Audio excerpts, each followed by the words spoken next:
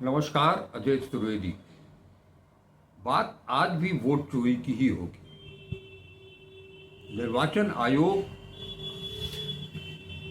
की चोरी को पकड़ करके जिस ढंग से नेता प्रतिपक्ष राहुल गांधी ने सारा कुछ खुलासा किया, वो दिल्ली में प्रेस कॉन्फ्रेंस किए, उसके अलावा कर्नाटक में कार्यकर्ताओं के सामने उन्होंने संबोधित किया, सारी चीजें रखी, साथ साथ चुनाव आयोग के दफ्तर तक मार्च भी किया। नतीजा, चुनाव आयोग शपथ पत्र मांग रहा है। अपनी गलतियों को मानते हुए, उसे स्वीकार करते हुए, उसमें संशोधन करने की, जांच कराने की कहां तक बात होती, लेकिन इससे वो पूरी तरह से नकार रहा है कि राहुल गांधी ने जो बताया है, 6 महीने की राहुल गांधी और उनकी टीम ने जो 6 महीने तक मशक्कत की है, जो शोध किया है, उसे वो नकार रहा है लगातार।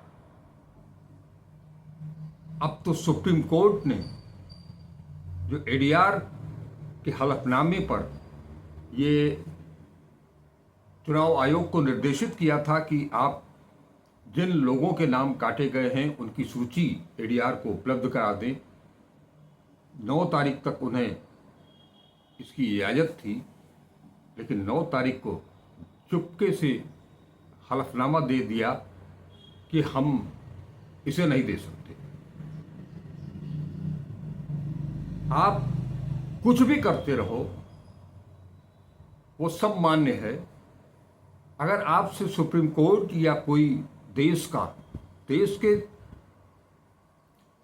लोकसभा में नेता प्रतिपक्ष अगर कुछ कहते हैं तो उसको आप नकार जाओ। आप कुछ न करो, दूसरा कोई अगर आपकी जगह करने की कोशिश भी करता है तो उसे आप नकार दो, उससे कहो कि शपथ पत्र दे। बिहार में एसआईआर करा रहे हैं। अभी तक वोट बढ़ा करके बीजेपी को लाभ पहुंचाने का आरोप उनके ऊपर लगता रहा है, और अब वोट काट करके। इस मामले में भी आयोग ने पहले तेजस्वी नेता प्रतिपक्ष तेजस्वी यादव को नोटिस भेजी और उनके ऊपर आरोप लगाया कि आपके पास 2-2 एपिक नंबर हैं। उनको जेल जाने तक की नौबत आन पड़ रही थी। ऐसा लग रहा था कि चुनाव आयोग उनको जेल भेज देगा। अब मालूम हुआ कि दूसरा एपिक कार्ड तो अभी हाल ही में जब वो एसआईआर करा रहे थे तब 1 अगस्त में ही जारी हुआ है। और इससे बड़ी चीज, बिहार के डिप्टी चीफ मिनिस्टर सिन्हा साहब, उनके ऊपर तो बाकायदे 2-2 जगह मतदाता सूची में उनके नाम हैं, और उसका खुलासा आज तेजस्वी यादव ने भी किया और राजेश राम ने भी किया। ये कोई वैसे नई बात नहीं है कि किसी भी राज्य, भाजपा शासित राज्य सरकार के मंत्री, उप मुख्यमंत्री या जितने भी लोग हैं वो एक से ज़्यादा कई जगहों पर वोट दे सकते हैं। उनका नाम मतदाता सूची में एक से ज़्यादा हो सकता है। बात राहुल गांधी ने उठाई थी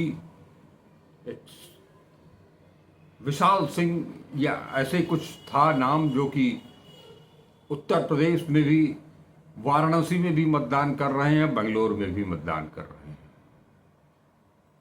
आप सभी को वाराणसी का वो वाकया भी याद होगा जिसमें शहर दक्षिणी के विधायक और पूर्व मंत्री नीलकंठ तिवारी पिछले ही इलेक्शन में 2-2 जगह से, वो शहर दक्षिणी से भी विधायक थे और उनका मतदाता सूची में नाम था, और कैंट विधानसभा में भी, जहां पर कि उनका निवास, नया निवास स्थान है, वहां भी उनका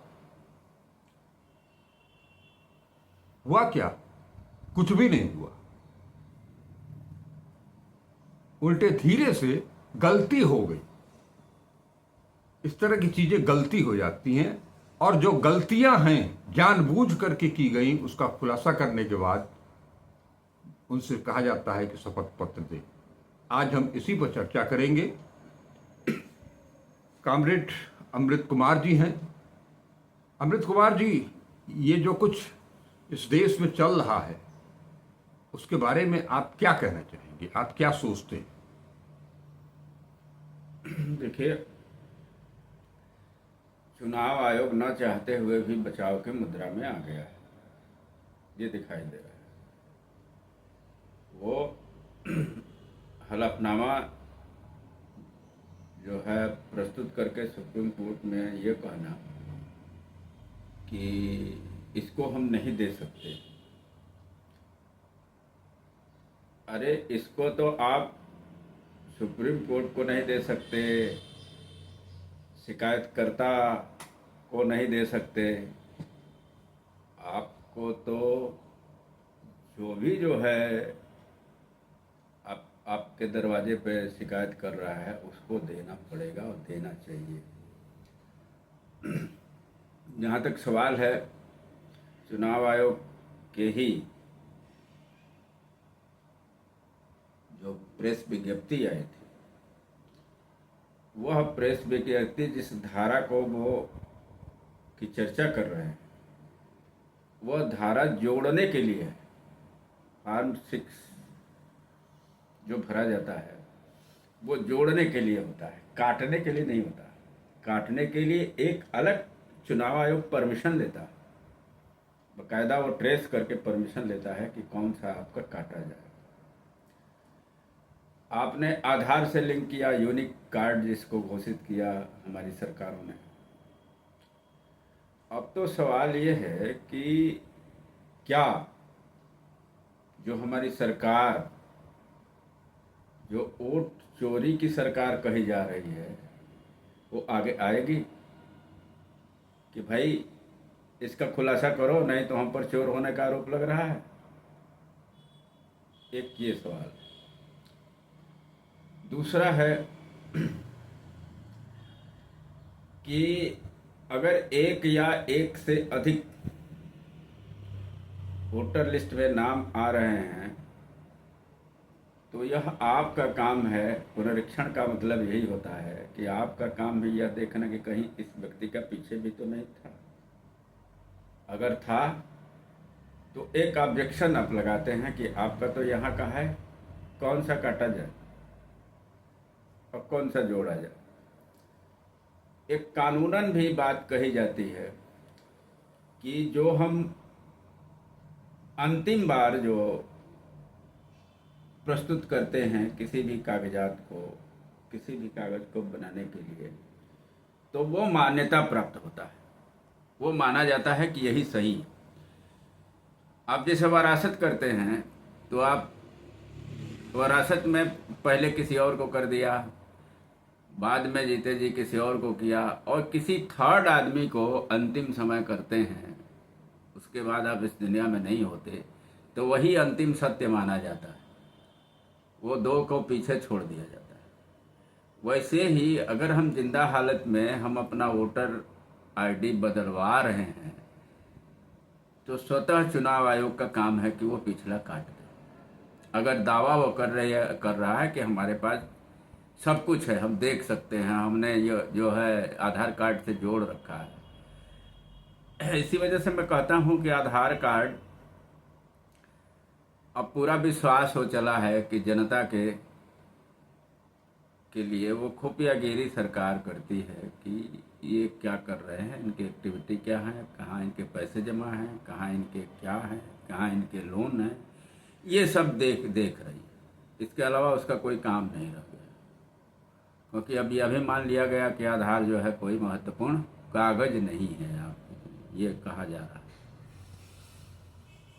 जहाँ तक चुनाव आयोग की अब बात है, तो चुनाव आयोग अब ध्यान देंगे कि जो पिछले चुनाव आयोग थे, राजीव कुमार चुनाव आयुक्त,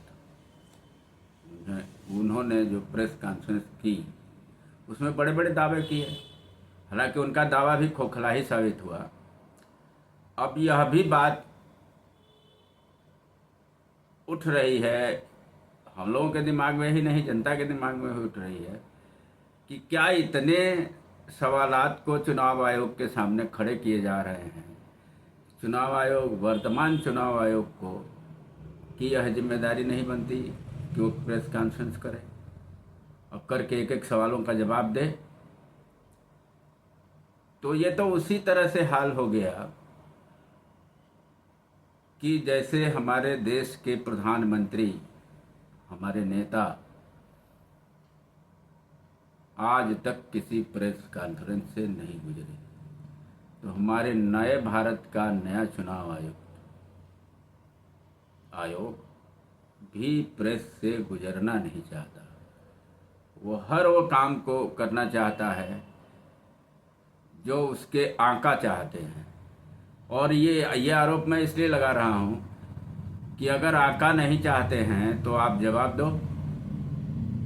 अगर वो आका पर भी जो है ये आरोपित हो रहा है कि नहीं आप चोरी के सरकार हैं, तो उनको जवाब मांगना चाहिए कि भाई अब जवाब तो दे ही दो, नहीं तो जनता हमें चोर समझेगी और समझने लगी है। जहाँ तक हलफनामा में इन्होंने वही एकदम वो 2 लाइन का हलफनामा है मेरी समझ से कि हम इसको डिस्क्लोज नहीं कर सकते। अरे हम अदालत में नहीं डिस्क्लोज कर सकते तो कहाँ नहीं कर सकते। इसी तरह की बदमाशी हमारे बैंक ने किया था इलेक्टोरल के ज़माने में, जब वो केस चलने लगा था, दोबारा खुला और केस चलने लगा था इलेक्ट्रोल बॉन्ड। हाँ, वो उसमें जो है उन्होंने जो है कहा, बैंक ने कहा कि नहीं हम नहीं दे सकते।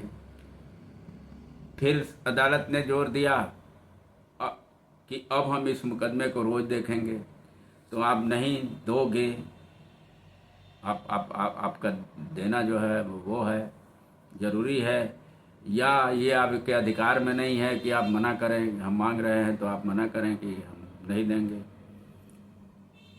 मजबूरन उन्हें देना पड़ा और अपने वेबसाइट पर भी लोड करना पड़ा। यहाँ तो वेबसाइट बंद की जा रही है। और यहाँ ठीक विपरीत हो गया कि जब सवाल खड़े हुए या चोरी पकड़ी गई तो वेबसाइट बंद कर दिया गया, क्योंकि वहाँ जनता जाके अपना टिप्पणी न दर्ज करे या राजनीतिक दल टिप्पणी न दर्ज करे।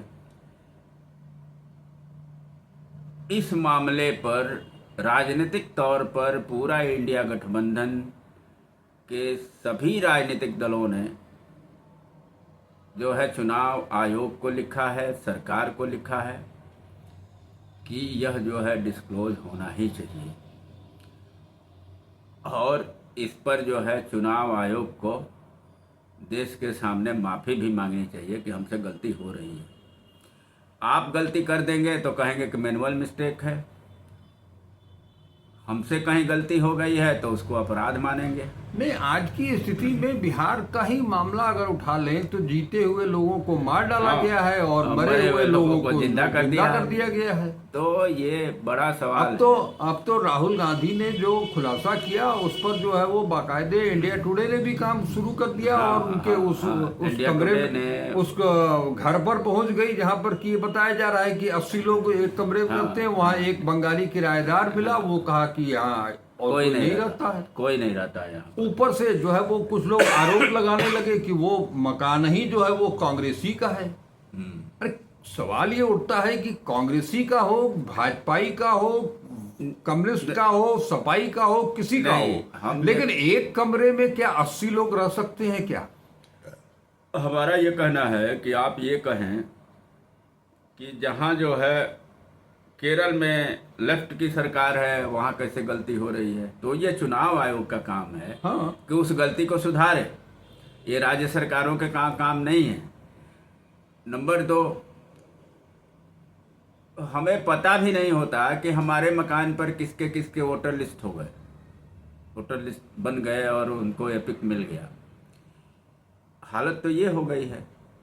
तभी तो किसी मकान में खाली है, एक आदमी रहता है, 200-200 लोगों का बन जाता है। अब ये 1 बेडरूम फ्लैट में, वो भी महानगरों के फ्लैट में, बिहार में एक ऐसा ही मकान में 124 लोगों को वोटर बनाया गया है, एक एड्रेस से। स्थिति इतनी नहीं है। एक हास्यास्पद चीज अपने दर्शकों को मैं बताना चाहूंगा कि बिहार में जो एसआईआर हुआ है उसमें कुछ ऐसी महिलाओं को वोटर बनाया गया है जिनकी उम्र 124 साल है, 119 साल है, 121 साल है। क्या भारतवर्ष में कोई 124 साल उम्र की जिंदा महिला अगर होती तो वो तो आज की तारीख में विश्व रिकॉर्ड में उसका नाम होता।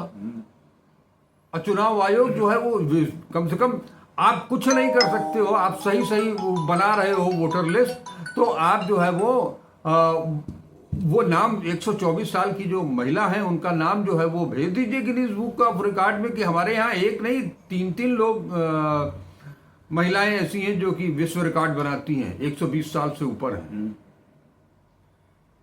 बोले इस तरह से फर्जीवाड़ा, और उसके बाद फिर कह रहे हैं कि दूसरा अगर कोई बोले हम कोई सवाल का जवाब देंगे नहीं। असल में जब आपको फर्जी करने की आदत बन जाएगी, चोरी करने की आदत बन जाएगी, तो आप सबूत भी छोड़ देते हैं स्वयं।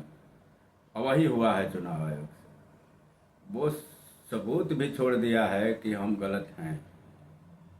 इसके बाद भी अभी चुनाव आयोग कहे कि नहीं, हम नहीं दे सकते। चुनाव आयोग चुनाव सूची जारी करता है, गहन पुनरीक्षण करता है और माता का नाम माता पिता के नाम की जगह महिला का नाम लिखता है। वो लिखता है कि पिता के नाम की जगह XYZ लिख देता है। तमाम विसंगतियां हैं। हमारा जो है, अगर वोटर आईडी बनाना हो नया, तो हर कॉलम को पूरा करना पड़ेगा।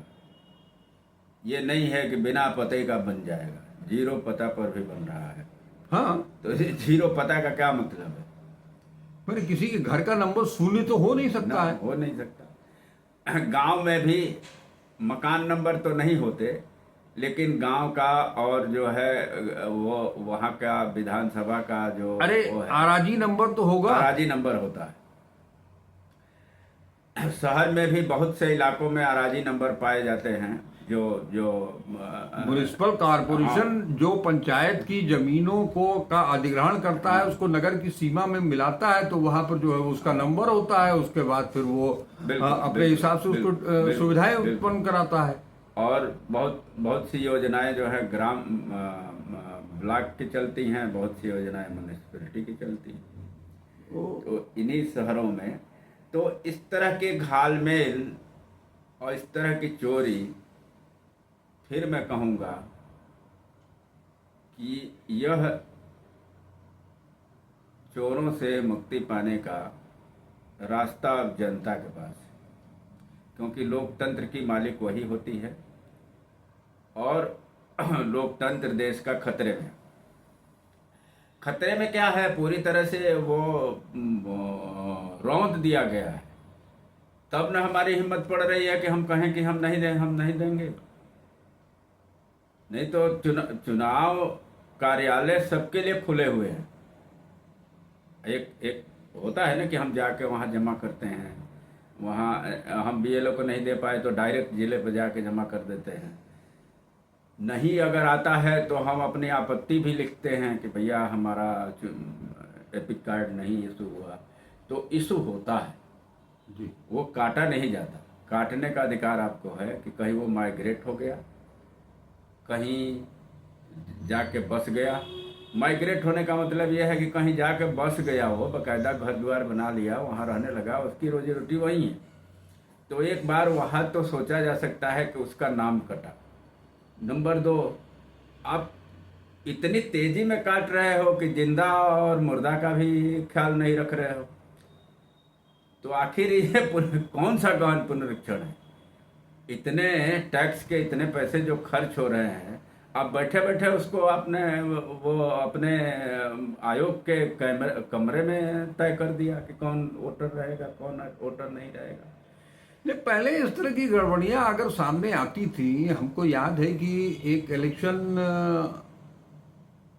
बनारस में ही हो रहा था, वो विधानसभा या लोकसभा का इलेक्शन था, मुझे कंफर्म नहीं कर रहा हूं, लेकिन मेयर रामगोपाल मोहले का नाम नहीं था मतदाता सूची में जब वो वहां पहुंचे तो। हम्म। अभी पिछली बार का आप सबको याद होगा कि जबरदस्ती करके एक महात्मा गांधी काशी विद्यापीठ के वाइस चांसलर ने एक पीठासीन अधिकारी के तौर पर जो प्राइमरी के अध्यापक वहां पर तैनात थे उनको सस्पेंड कराया, जबरदस्ती वोट डाला, क्योंकि लेकिन हालांकि उनका वोट वोटर लिस्ट में नहीं था उसके बावजूद, और उनका तर्क यही था कि हमने पिछली चुनाव में वोट दिया है, इस चुनाव में वोट नहीं दिया। मैं खुद नगर निगम का जब चुनाव हुआ तो हमारा नाम काट दिया गया। तो एक तो सुधार की प्रक्रिया ऐसी होनी चाहिए कि एक वोटर लिस्ट बनाइए आप, उससे आप पंचायत का भी चुनाव कराइए, उससे आप नगर निगम का भी चुनाव कराइए, विधानसभा और लोकसभा का भी चुनाव कराइए। ये दोनों अलग अलग बांटते क्यों हैं? इसी घपले का वोटर लिस्ट। और इसीलिए उत्तर प्रदेश में लोकसभा का चुनाव होगा तो उत्तर प्रदेश में 7 चरण में मतदान होंगे, इसीलिए कि कर्नाटक वाला आदमी आकर के बनारस में भी चुनाव वोट दे सके, और बनारस वाला जाकर के बेंगलोर में जाकर के वोट दे सके, आंध्र प्रदेश में जाकर के वोट दे सके, तमिलनाडु में जाकर के वोट दे सके, और उधर वाला इधर। ये तो सरेआम जो चोरी शब्द भी जो है छोटा पड़ रहा है, ये तो डकैती है, सीधे सीधे डकैती।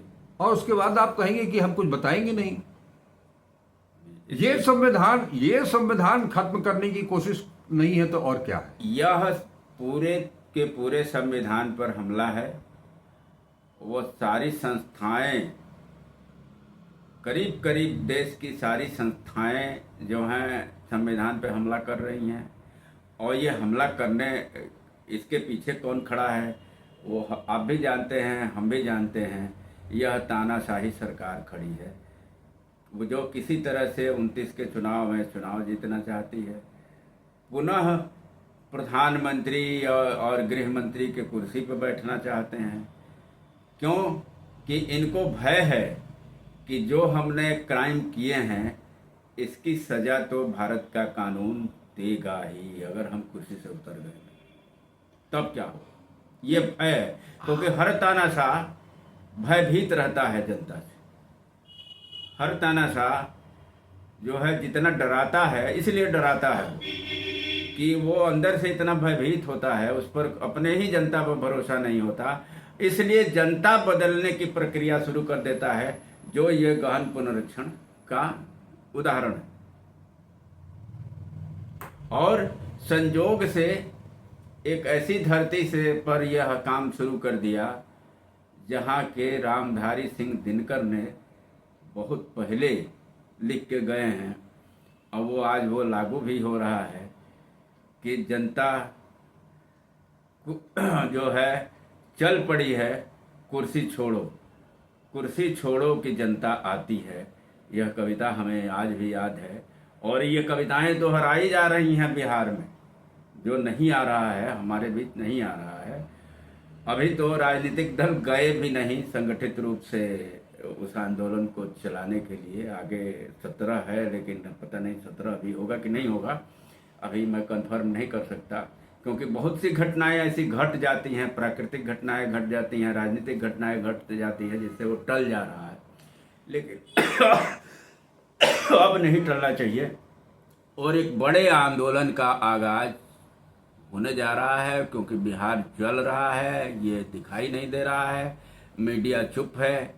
कुछ हद तक जो मीडिया में बातें आ भी रही हैं, वो उसमें विपक्ष को, यहाँ तक कि जनता को, विपक्ष को खलनायक बनाने का मतलब जनता को खलनायक आप बना रहे हैं। वो जो है विक्टिम भी है और खलनायक भी है। तो ऐसी शासन व्यवस्था को जनता आने वाले समय में अब बर्दाश्त नहीं करने वाली है, उसे उखाड़ फेंकेगी ही। ये मेरा पूरा ये जो आप कह रहे हैं, इसके पीछे क्या लॉजिक है? हम कैसे मान लें कि हर बार तो विपक्ष इसी तरह की बात करता है, हर बार कुछ मुद्दे होते हैं। 1 मिनट सुन लीजिए, हर बार इस तरह के कुछ मुद्दे होते हैं। चुनाव आयोग की चोरी को लेकर के कई सालों से पिछले 11 सालों से तो हम लोग सुन ही रहे हैं कि वो चोरी हो रही है, चोरी हो रही है। पर अभी तक ये था कि ईवीएम मशीन जो है वो गड़बड़ कर रही है। अब मतदाता सूची को लेकर के बवाल खड़ा हो गया है। ऐसे में आज भी बहुत सारे लोग नैरेटिव को स्वीकार कर रहे हैं, उस नैरेटिव को स्वीकार कर रहे हैं जिसको मीडिया परोस रहा है कि राहुल गांधी ही झूठे हैं, बावजूद इसके कि उस एक वीडियो को राहुल गांधी ने जो प्रेस कॉन्फ्रेंस की, दुनिया भर में 14 करोड़ से ज्यादा लोगों ने देखा है। और उसके बावजूद इलेक्ट्रॉनिक मीडिया एक फैक्ट चेक करते करते राहुल गांधी को दोषी बनाते बनाते एक खबर अपलोड करती है जिसको कि बीजेपी के मीडिया सेल के प्रभारी मालवीय जी उसको रीपोस्ट करते हैं। और बाद में ये पता चलता है कि फैक्ट तो राहुल गांधी का सही है, मीडिया तो अपना वो पोस्ट डिलीट कर लेती है, लेकिन मालवीय जी जैसे तमाम लोग आज भी मुंह नोचने के लिए तैयार हैं कि राहुल गांधी ने जो बताया है वो गलत बताया है। ऐसे में कैसे विश्वास किया जाए कि मतदान के दिन, मतदान जब चुनाव आएगा तो जनता आपके साथ खड़ी होगी, इसका क्या पैमाना? देखिए, चुनाव आयोग के सामने सवाल खड़े होना शुरू हुए, ईवीएम से शुरुआत हुई, लेकिन ये ईवीएम कहां तक पहुंच गई कि ईवीएम में टेक्निकली गड़बड़ी ये है कि आप वीवीपैट जो है आप उसमें जारी रखें, उसको डिस्ट्रॉय ना करें, क्योंकि जरूरत पड़ने पे उससे भी काउंटिंग हो। अरे जब ये सीसीटीवी फुटेज को जो है वो डिलीट कर दे रहे हैं तो वीवीपैट कहां से वो उसको जोड़ेंगे? नहीं, लेकिन ईवीएम को परिष्कृत करने का आंदोलन यही था। पूरी तरह से ईवीएम को खारिज नहीं किया गया था, ये आप भी जानते हैं, हम भी जानते हैं, लेकिन तरह तरह से इसे प्रोजेक्ट किया गया। हाँ, तू डाल तो हम पात वाली कहानी शुरू हो गई। और जब हमारी नागरिकता खतरे में पड़ी तब यह आंदोलन खड़ा हो रहा है। उससे पहले तो कोई आंदोलन था ही नहीं। राजनीतिक दल जो है सामने लाते थे, अपनी बात कहते थे, जनता वही ढाक के पास तीन के पास चली जा रही थी। अब तो यह सीधे सीधे यह विपक्ष का मुद्दा है ही नहीं है, यह किसी राजनीतिक दल का मुद्दा नहीं है, यह किसी सरकार का मुद्दा नहीं है। ये मुद्दा जो है सीधे सीधे जनता को कनेक्ट कर रहा है। नागरिकता कल उसके खतरे में पड़ने वाली है। नागरिकता जो है राहुल गांधी की और तेजस्वी यादव की या अमृत की नागरिकता नहीं खतरे में पड़ने वाली है। नागरिकता गरीब लोगों के खतरे में पड़ने वाली है प्रथम चरण में, और वो होने जा रहा है। अगर ये चुनाव आयोग किसी तरह से इसको कर भी ले गया तो पूरे देश में आग लगेगी, एक बहुत बड़े आंदोलन का आगाज होगा, ये मैं कह रहा हूँ। और यह जो है यह मेरा भविष्यवाणी नहीं है, यह मैं देख रहा हूँ, आप भी देख रहे होंगे कि जिस तरह का खतरा मंडरा रहा है। भाई, संविधान की सारी संस्थाएं हम लोग की रक्षा के लिए हैं, हम लोग के अधिकारों के लिए जो है बनाई गई हैं। उसमें किसी इंडिविजुअल का अधिकार नहीं है, उसमें हम लोग, प्रियम्बल देखिए उसका, तो वो हम लोग ही कि जब खतरे में पड़ गए तो संविधान खतरा में पड़ चुका है। उसको बचाने की लड़ाई जनता को लड़नी पड़ेगी और वो लड़ेगी, इसलिए हम कह रहे हैं। चलिए ठीक है, बहुत बहुत धन्यवाद आपका, बहुत बहुत शुक्रिया। और जैसा कि आप सभी दर्शकों ने देखा, अब एक रास्ता है 17 तारीख से बिहार में सासाराम से जो वोट का अधिकार बचाओ रैली शुरू होने जा रही है। राहुल गांधी ने जिस तरह से खुलासा किया है आज की तारीख में, अब वो बिहार में जाएंगे तो बिहार में तेजस्वी यादव का चेहरा नहीं होगा, अब सीधे सीधे टक्कर है नरेंद्र मोदी वर्सेस राहुल गांधी, और अब की बार जो रैली निकलने जा रही है, जो यात्रा निकलने जा रही है, वो यात्रा का आकर्षण और कोई नहीं, राहुल गांधी होंगे। थोड़ा सा सुधार कर लीजिए इसमें।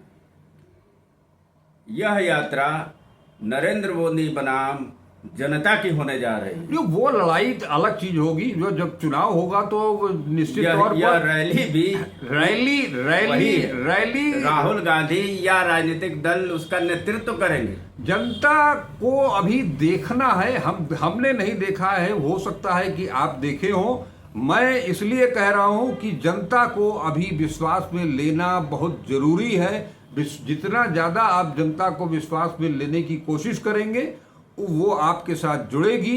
अन्यथा आपकी रैलियों में, आपके यात्राओं में भीड़ उमड़ेगी और वोट बीजेपी के पाले में जाएगा। ये इस चीज को बचाने के लिए आज भी आप ये मान करके चलिए कि सवर्ण आज भी भारतीय जनता पार्टी के साथ है। यादव का कुछ हिस्सा भारतीय जनता पार्टी के साथ है। जो अति पिछड़े और दलित वर्ग हैं, उसमें भी अभी आपको पूरी तरह से सेंधमारी करने की जरूरत है। इसीलिए ये लोगों को जगाने के लिए ही ये राहुल गांधी यात्रा पर निकल रहे हैं। जैसे वो भारत जोड़ो यात्रा थी, भारत जोड़ो न्याय यात्रा थी, अब बिहार के लिए भारत वोट मतदान मतदाता वोट बचाओ, वोट बचाओ, वोटर बचाओ अधिकार रैली जो है, ये इसके ऊपर सबकी निगाह होगी। साथ ही साथ अब सोमवार को सुप्रीम कोर्ट क्या रुख अपनाता है, जो चुनाव आयोग ने हलफनामा दिया है, या 13 तारीख को जो सुनवाई होनी है, जो बहस होनी है, उसमें क्या कुछ होता है, इसके ऊपर हम सबकी निगाह रहेगी।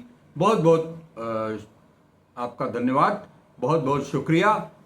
आप सब से ये उम्मीद करते हुए कि वीडियो अगर आपको पसंद आया हो तो आप उसे ज़रूर देखें, शेयर करें, ताकि बाकी लोगों को भी तक ये बात पहुंचे। और साथ ही इस चैनल को अगर सब्सक्राइब नहीं किया है तो इसे सब्सक्राइब करें। नमस्कार, अजय चतुर्वेदी।